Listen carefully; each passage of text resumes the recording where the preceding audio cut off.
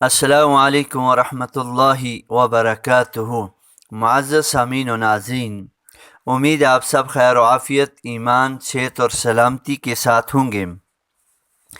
آج میری گفتگو کا موضوع شعبان المعظم کی فضیلت اور معاشرے میں پائی جانے والی غلطیاں، اور اس مہینے کی جو فضیلت، اس مہینے کی جو عظمت ہے، ہم اس سے کتنا غافل ہیں اور اس غفلت کو کیسے دور کریں گے اور اس مہینے کی اہمیت کو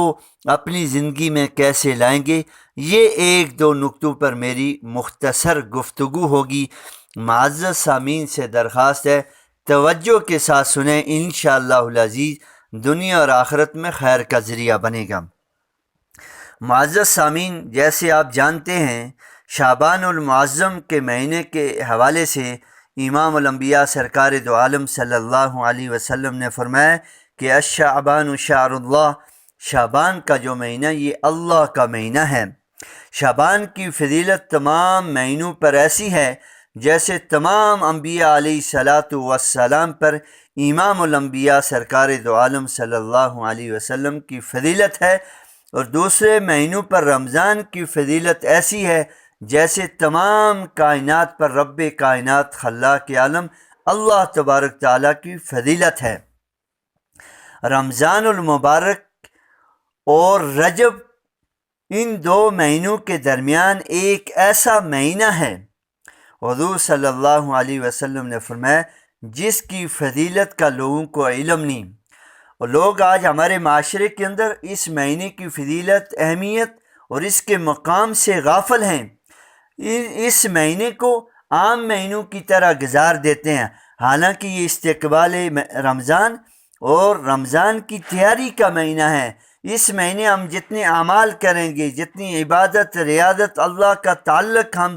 ہمیں جتنا نصیب ہوگا، رمضان کا مہینہ ہمارا اس سے بہتر گزرے گا۔ اگر ہم نے اس مہینے میں غفلت کی، سستی کی، ہم سوشل میڈیا پر، موبائل پہ، لیپ ٹاپ پہ، لایعنی گفتگو پہ اور اپنا وقت ضائع کرتے رہے، سستی اور غفلت میں رہے، تو رمضان کے مہینے میں اللہ کی رحمت ہم اس درجے کی نہیں سمیٹ سکتے، اللہ سے بخشش نہیں کروا سکیں گے، عتق من النار، جہنم سے خلاصی کا پروانہ ہم حاصل نہیں کر سکیں گے۔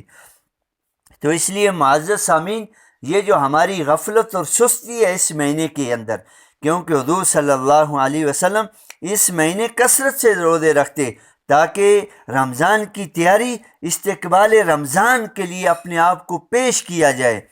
تو معزز سامعین، امید ہے ہم ان ساری لایعنی، بے حیائی، فحاشی، عریانی اور سیاسی تبصرے، ان ساری چیزوں سے ہم دور رہیں گے، اور اس مہینے کا سب سے بہترین اور سب سے جو افضل عمل ہے وہ یہ ہے کہ ہم کثرت کے ساتھ استغفار کرنے والے بن جائیں،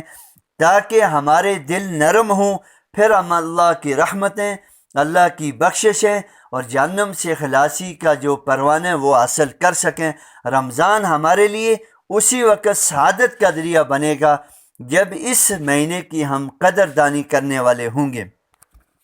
تو شعبان المعظم کا جو بہترین عمل ہے وہ یہی ہے، کثرت کے ساتھ استغفار کرنا، اور امام الانبیاء حضرت محمد صلی اللہ علیہ وسلم کے احسانات کو سامنے رکھتے ہوئے ایک ایک سنت کو زندہ کرنا اور کثرت کے ساتھ درود کا اہتمام کرنا۔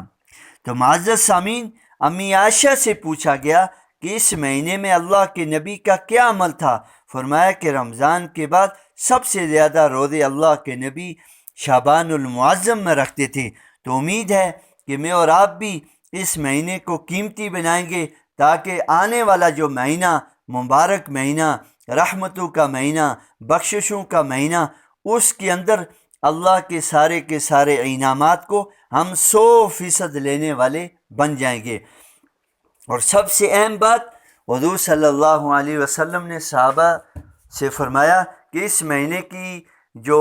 اہم فضیلت ہے وہ یہ ہے کہ استقبال رمضان کی تیاری یہ ہے کہ اپنے دلوں کو مسلمانوں کے بارے میں بالکل صاف شفاف کرنا، حسد، بغض، غیبت، اناد، تاکہ رمضان کا 100% نور ہمیں حاصل ہو سکے۔ جزاکم اللہ خیر و احسن الجزا.